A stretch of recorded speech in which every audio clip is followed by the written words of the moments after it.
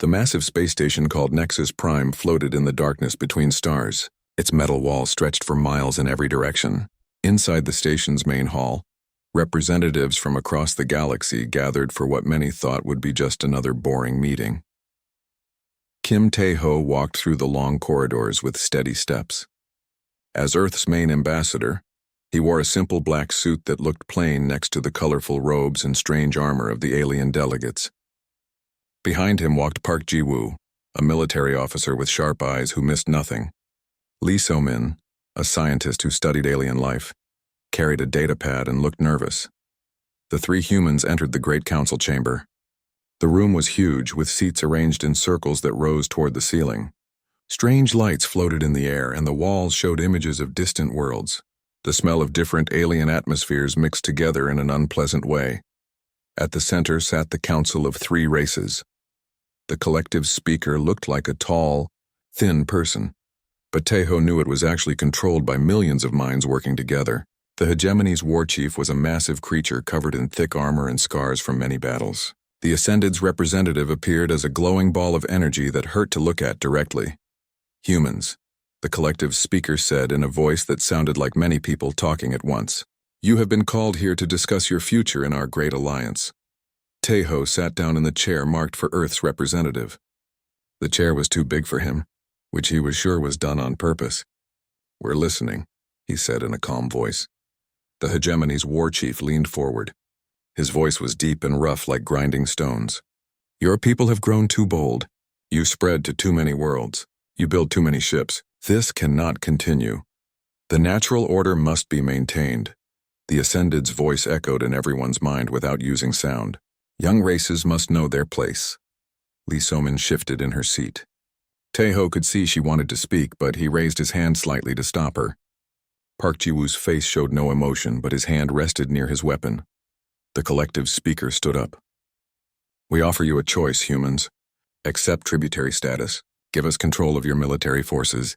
Limit your expansion to the worlds we approve. Do this, and you may remain part of our great alliance. And if we refuse? Tae-ho asked. The war chief's laugh sounded like rocks falling down a mountain. Then you face economic isolation, no trade with member worlds, no access to jump gate networks, no protection from pirates or invaders.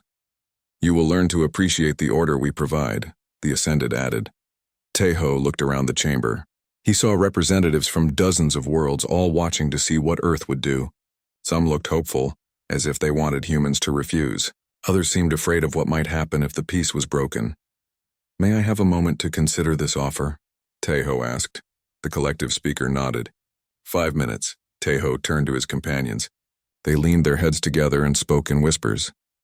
The fleet is ready, Park Ji-woo said quietly. All research data has been copied and secured, Lee So-min added. Good, Tae-ho replied. Then we proceed as planned. When the 5 minutes ended, Tae-ho stood up. The chamber fell silent. Even the floating light seemed to dim as everyone waited for his answer. The people of Earth have considered your generous offer, Tae-ho began. His voice carried clearly through the large room. We have decided that we must respectfully decline. Gasps and strange alien sounds of surprise filled the chamber. The hegemony war chief hit his armrest with a fist that could crush stone. You refuse? The collective speaker asked, sounding confused. We do more than refuse, Tae-ho continued. As of this moment, Earth formally withdraws from the Interstellar Dominion. We no longer recognize the authority of this council over human affairs. The war chief stood up, his massive form casting a shadow over the human delegation. You cannot leave. No world has ever left the Dominion. Today one does, Tae-ho said without fear. The Ascended's energy form pulsed with angry light. You make a grave mistake, young race. The galaxy is dangerous for those without protection. Tae-ho smiled for the first time since entering the chamber. You have confused our politeness for weakness. You mistake our cooperation for dependence. You assume our youth means we are helpless. He walked toward the chamber's exit, with Park Ji-woo and Lee So-min following. At the doorway, he turned back one last time. For 3 years, we have tried to work within your system. We have followed your rules, paid your fees, and accepted your limits on our growth. We hoped that patience and goodwill would earn us respect and equal treatment. The chamber was completely silent now. Not even the translation devices made their usual humming sounds. Instead, you offer us slavery dressed up as partnership. You demand that we give up our freedom in exchange for your protection that we have never needed. Tejo's voice grew stronger. So we choose a different path. We choose to stand on our own. We choose to build our own future, free from masters who see us as children to be controlled. The collective speaker stepped forward. You will regret this decision. You will come crawling back within months begging to be readmitted. Perhaps, Tejo said, but we would rather face the unknown as free beings than live in comfort as your pets. He paused at the threshold. You wanted to know your place in the galaxy. Now you will learn what the galaxy looks like without us. With those words, the human delegation left the chamber. Behind them, the alien representatives began arguing loudly in dozens of different languages and communication methods.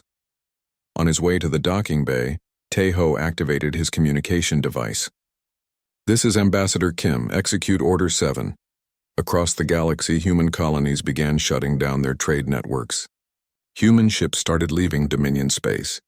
Research stations went dark. The great experiment in galactic cooperation was ending, but something new was about to begin. As their shuttle left Nexus Prime, Lee So-min looked back at the massive station. Do you think we're doing the right thing? Tejo watched the station shrink in their view screen. We're doing the necessary thing. Sometimes that's the same as the right thing. Park Ji-woo checked his weapon one more time. The real test comes next. Yes, Tejo agreed. Now we find out what humanity can achieve when no one is holding us back. Captain Choi Hyun-sik stood on the bridge of the Earth ship New Dawn and watched as hundreds of human vessels gathered in formation. Each ship carried families, equipment, and dreams away from worlds they had called home for years. The evacuation fleet stretched across space like a river of lights flowing toward the edge of known territory. Status report. Hyun-sik called to his crew.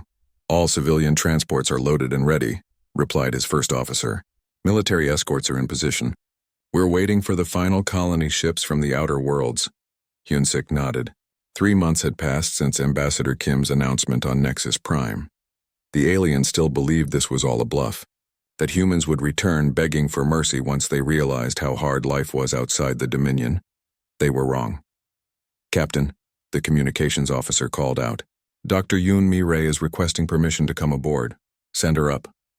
Dr. Yoon Mi-rae entered the bridge carrying a large case. She was Earth's top scientist and had spent years working with alien technology. Her face looked tired but determined. Doctor, Hyun-sik said, are the research stations ready? Better than ready, Mi-rae replied, setting down her case. Every piece of human research has been copied and removed. Every patent filed with the Dominion database has been withdrawn. Every technological license has been canceled. She opened her case and pulled out a small device that hummed with energy. More importantly, we've taken this. Hyun-sik leaned closer. What is it?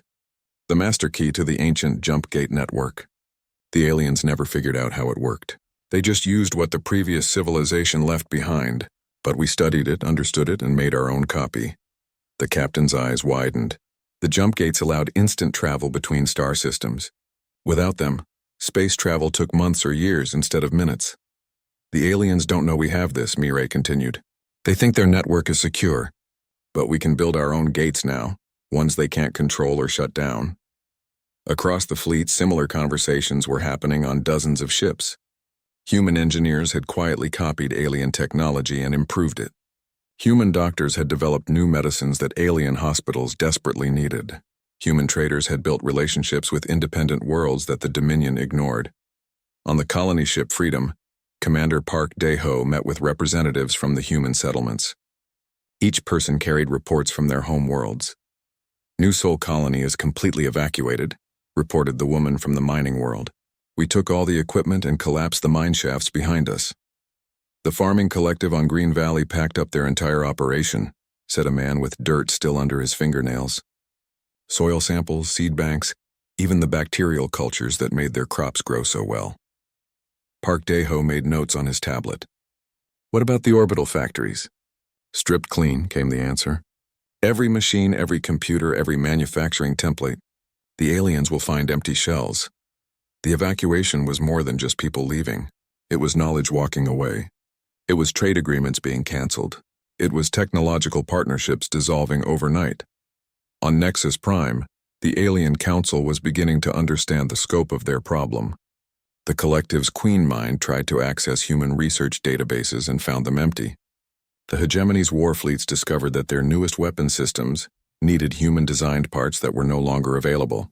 The Ascended's energy beings found that the power networks they relied on were failing without human maintenance. Admiral Seo Dong-hyun commanded the military withdrawal from his flagship, the Defiance. His job was to make sure no human technology fell into alien hands and that every human made it out safely. "Admiral," his tactical officer reported, "the alien fleet is requesting permission to inspect our ships before we leave." Dong-hyun smiled coldly. "Tell them that our ships are sovereign territory. They have no authority to board them. They're threatening to use force, sir. Let them try."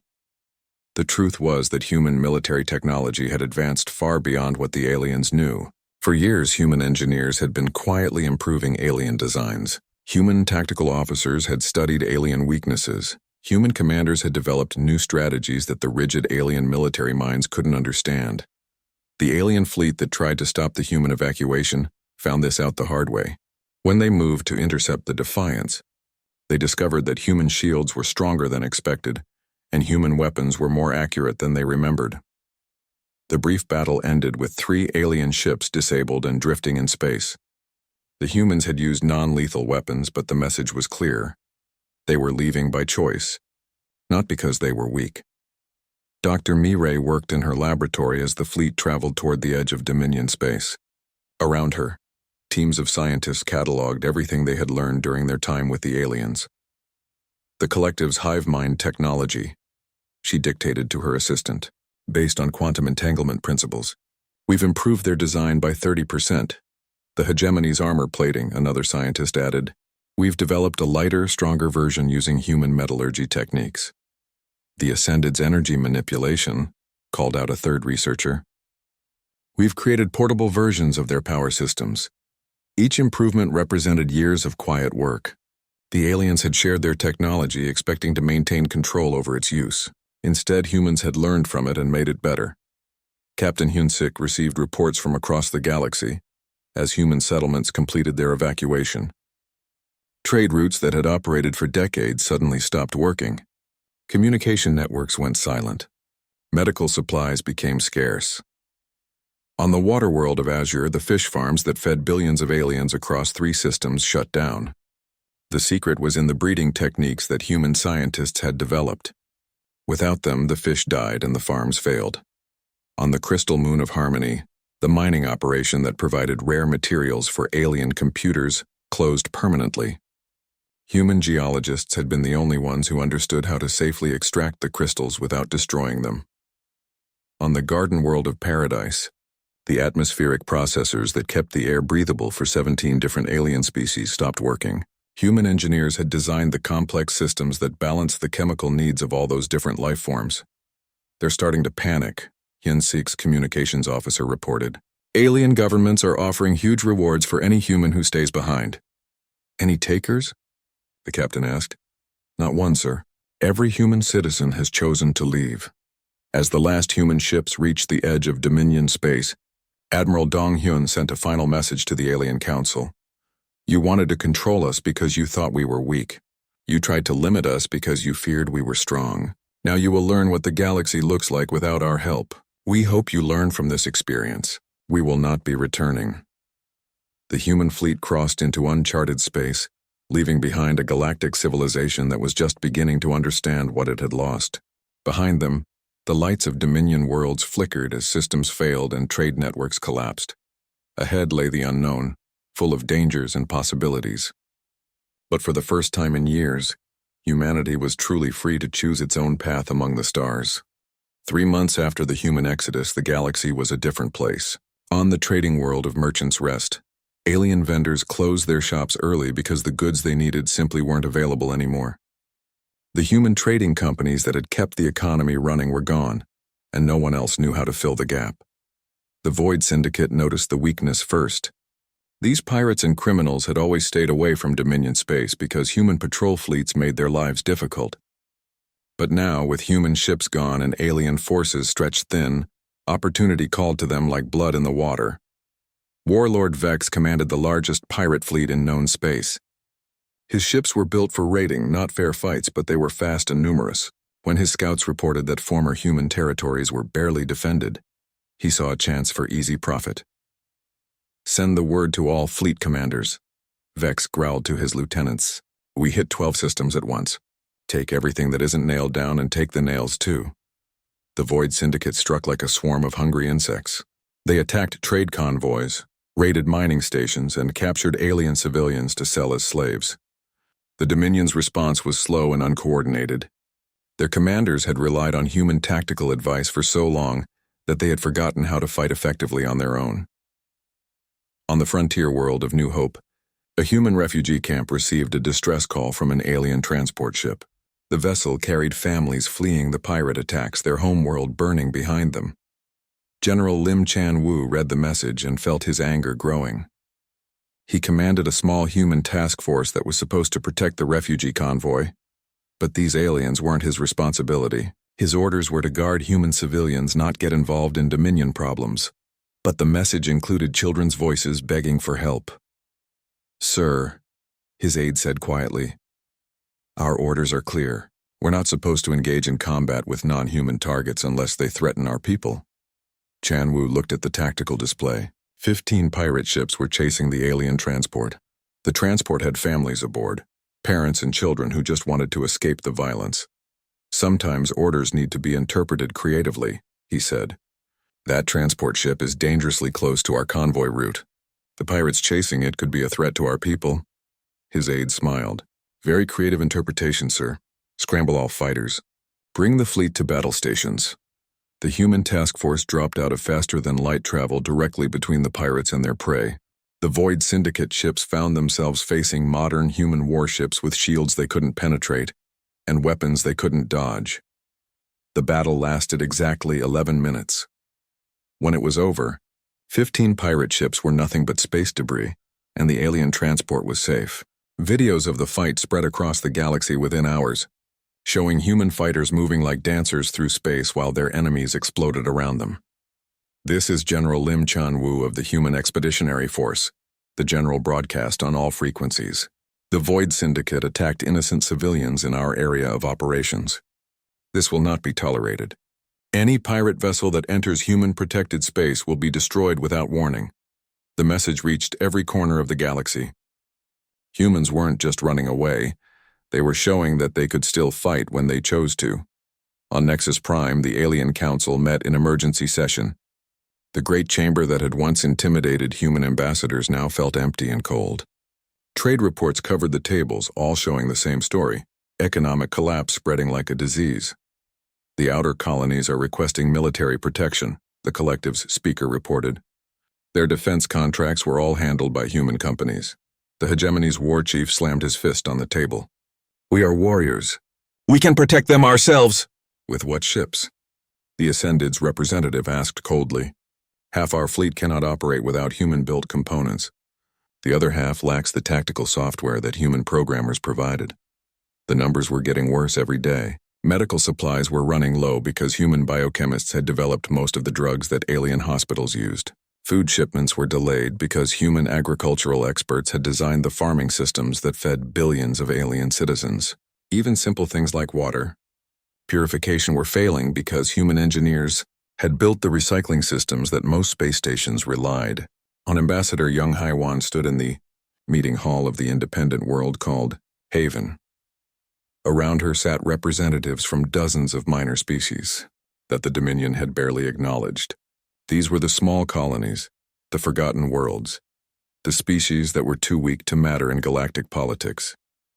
"The Dominion promised you protection," Haiwan said to the assembled delegates. "Where were their fleets when the pirates attacked your shipping? Where was their aid when your colonies needed medical supplies?" A representative from the insect-like Vrin species clicked her mandibles nervously. "The great powers have always ignored us. Why should we trust humans to be different?" "Because we're offering partnership, not domination," Haiwan replied. "We want trade agreements that benefit both sides. We want mutual defense pacts where everyone contributes according to their abilities. We want to build something new." She activated a holographic display showing a star map. "The Dominion controls the galaxy's center. but most of the galaxy is out here on the edges. Billions of people living on thousands of worlds that the major powers don't care about. The Vryn delegate leaned forward. What are you proposing? A new alliance.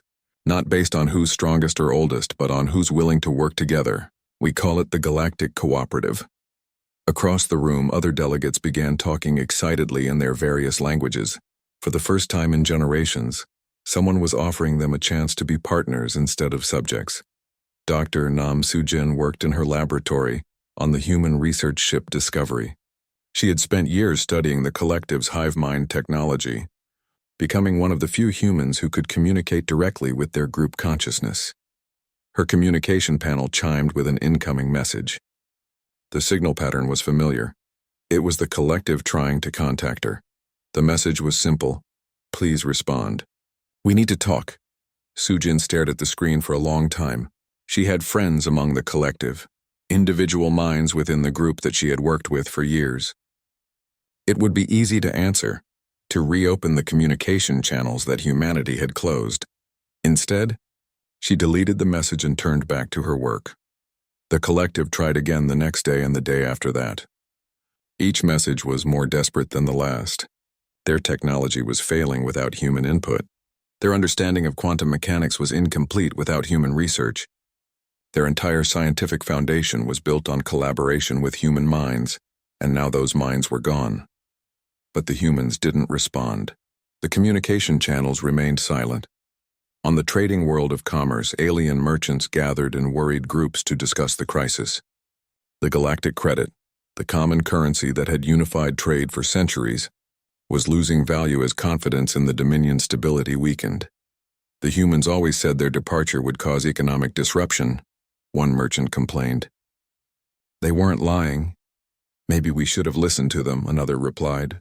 Maybe we should have treated them as equals instead of subjects. It's too late for that now. They're gone, and they're not coming back. But even as they spoke, reports were reaching commerce about the galactic cooperative that humans were building. Independent worlds were joining this new alliance and finding that trade was actually easier, not harder. The cooperative used a simple currency based on actual goods and services, rather than political control. Some of the merchants began to wonder if they were supporting the wrong side. General Chan Wu received his next orders while his fleet was protecting a convoy of refugee ships from 3 different species. His new mission was to establish a military base in the uncharted region beyond Dominion space.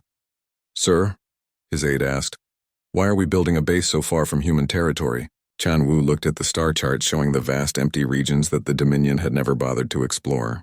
Because that's where we're going to build our future. And because out there, no one can tell us we don't belong.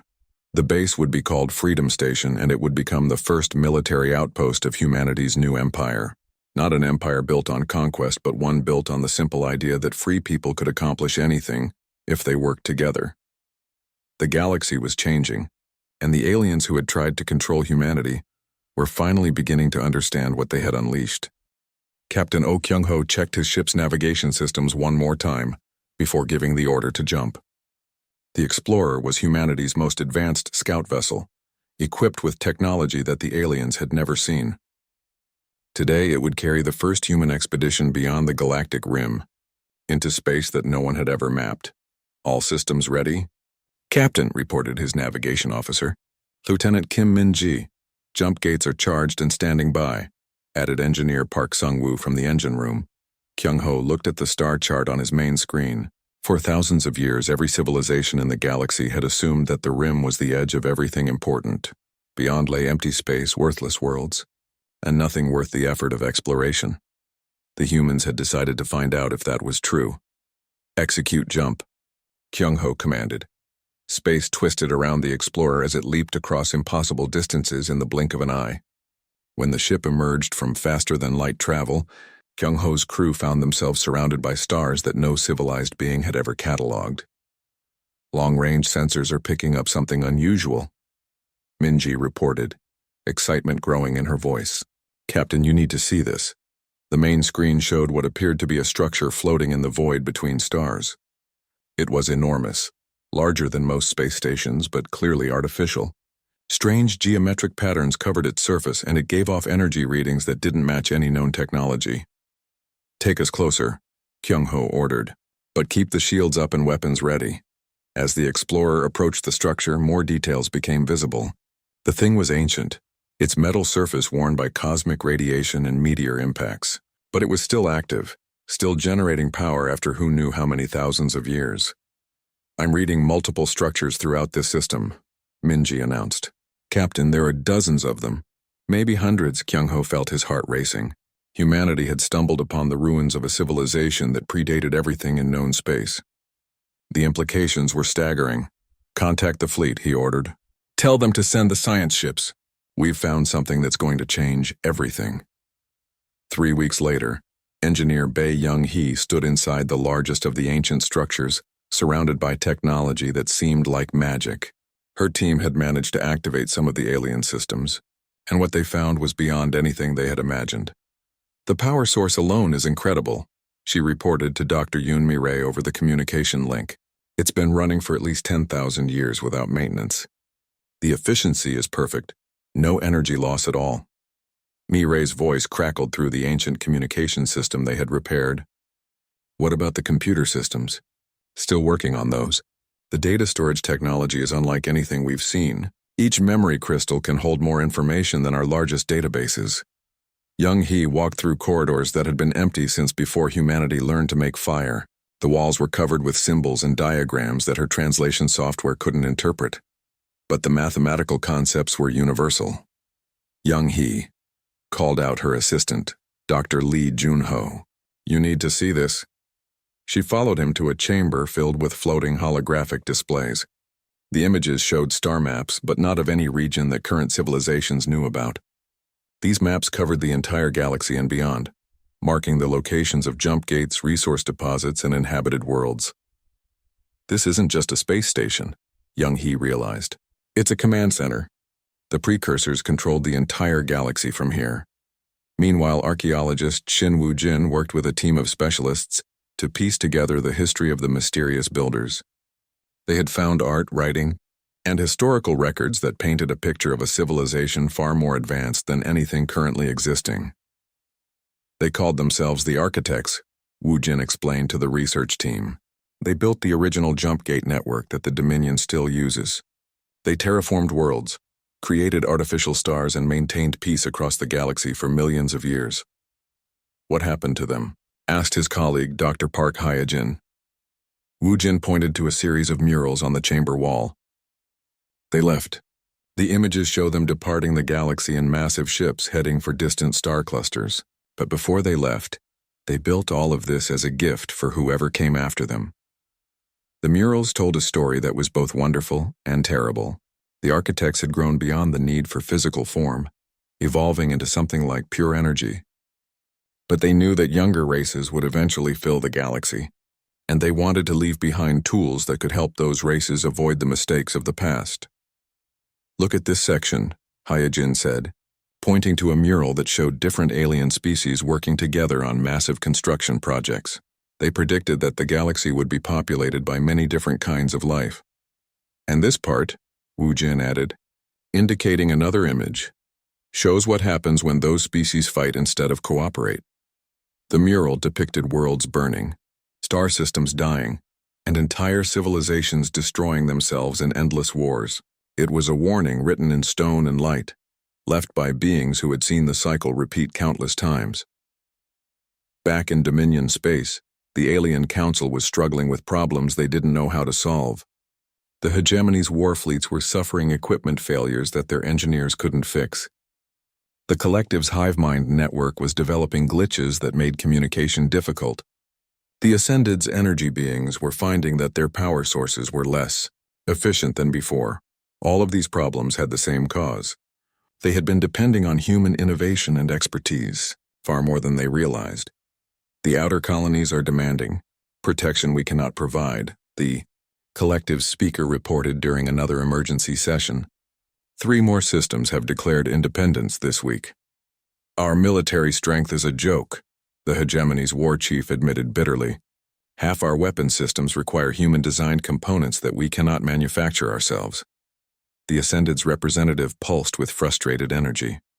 We have grown dependent on their creativity.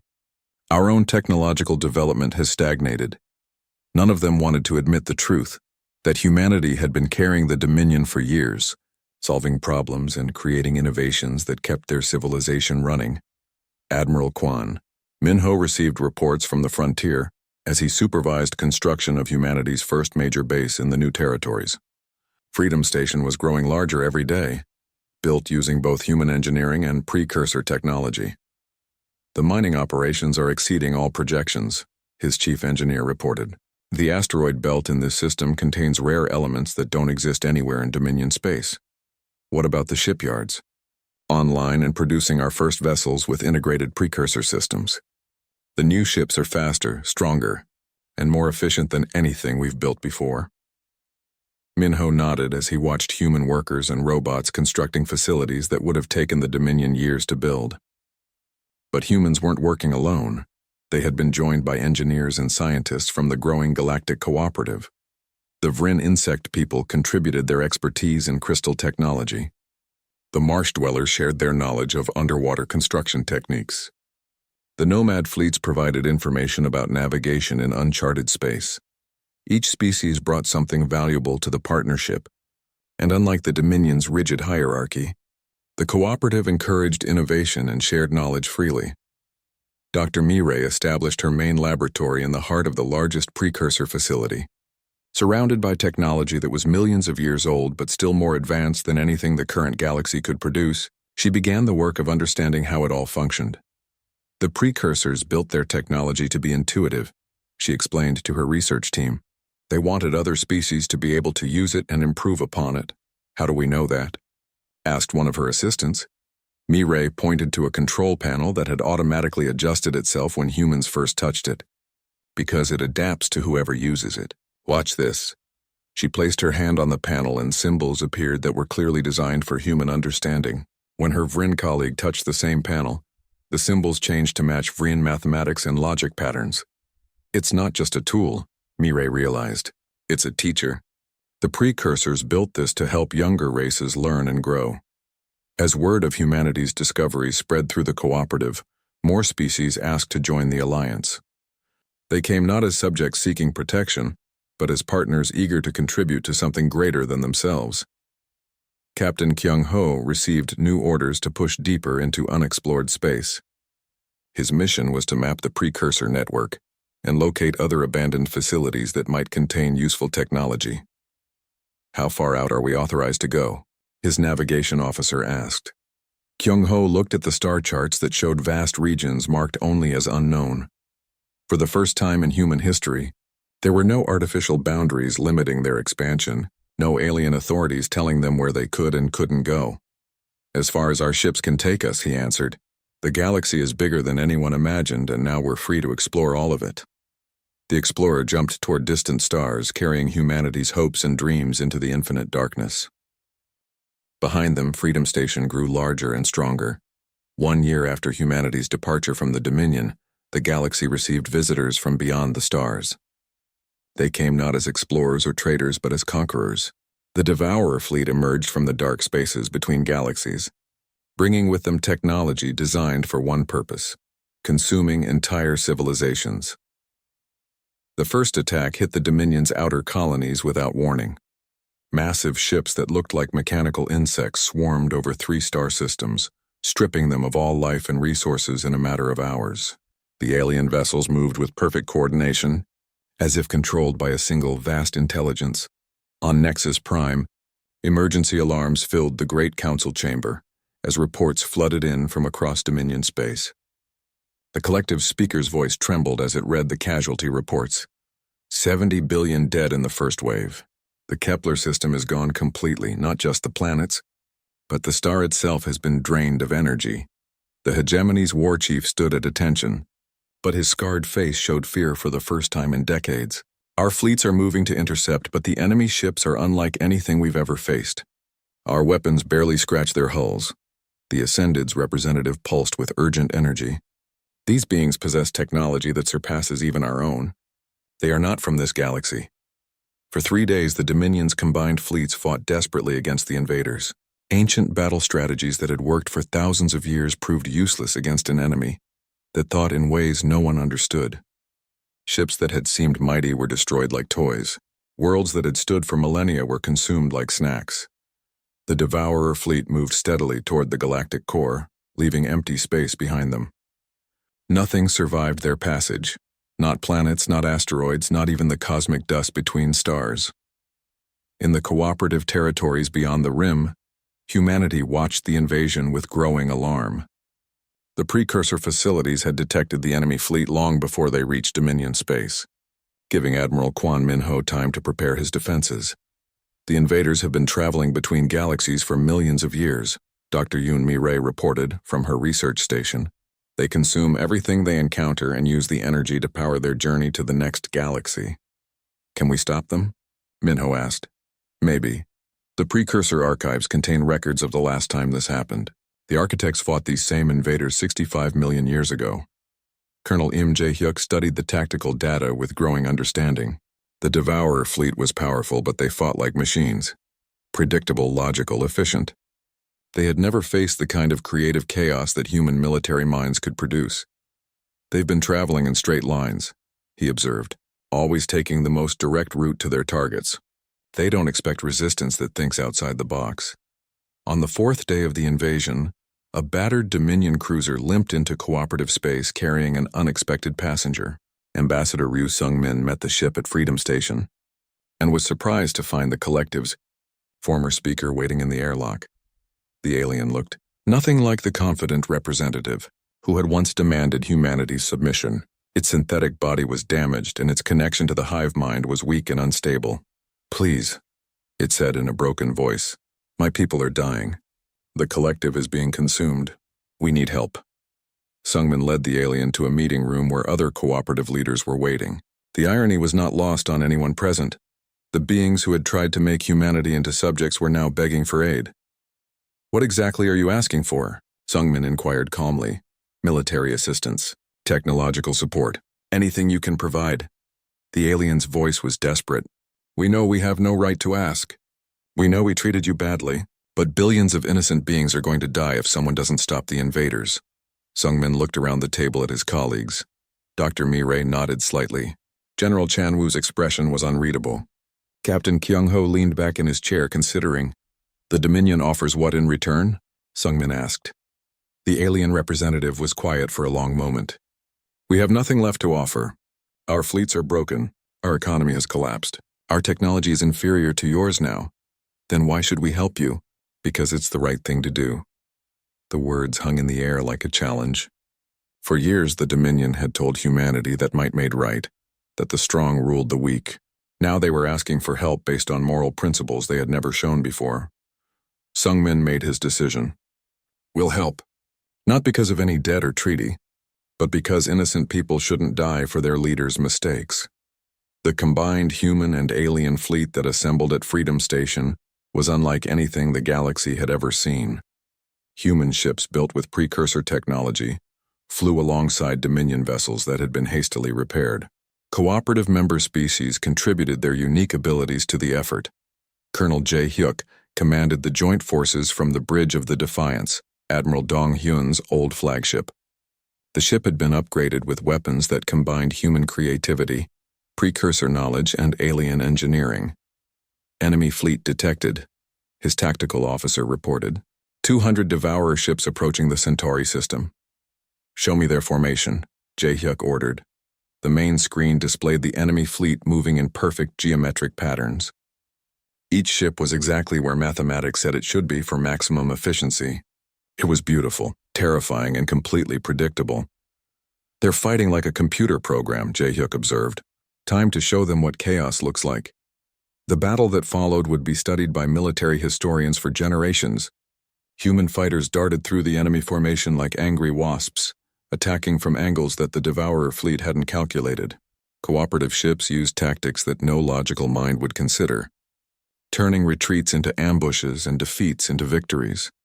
The Devourer ships were individually superior to anything the galaxy could field, but they couldn't adapt to the unpredictable nature of organic creativity. When human pilots did things that didn't make sense, The alien artificial intelligence couldn't respond effectively. "Target their command ship," Jae-hyuk ordered. "If we can disrupt their coordination, the whole fleet will be vulnerable." The Defiance led a suicidal charge directly at the largest Devourer vessel.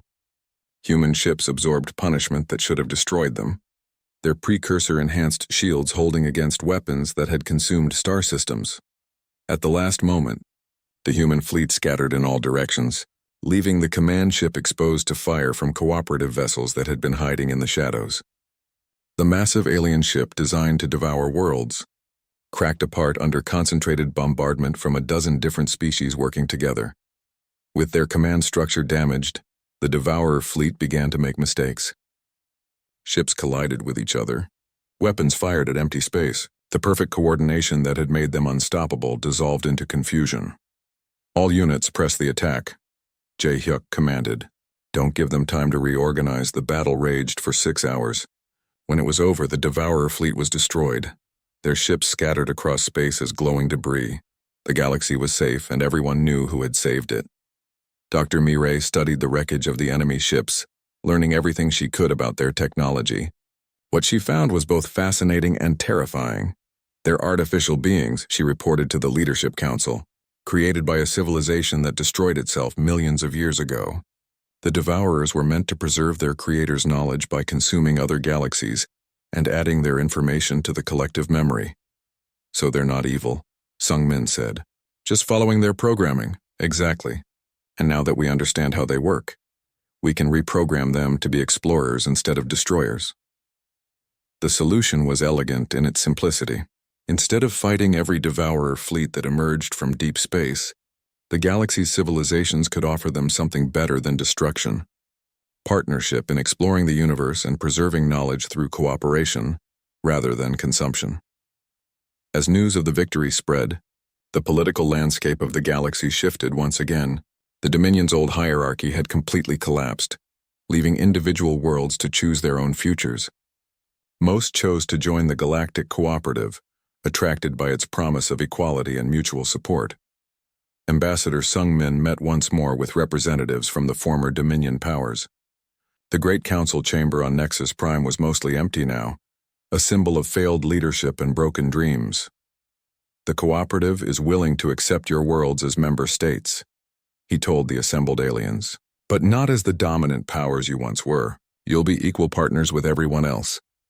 The collective's new speaker, less arrogant than its predecessor, nodded agreement. "We understand. Our old ways led to disaster. Perhaps it's time to try something new." The hegemony's war chief, his armor now bearing the scars of battle against the Devourers, spoke with newfound humility. "Our strength was never as great as we believed. We owe you a debt that can never be repaid." The Ascended's representative pulsed with subdued energy. "We have learned that wisdom comes not from age, but from the willingness to admit error." Sung-min looked around the chamber that had once intimidated human.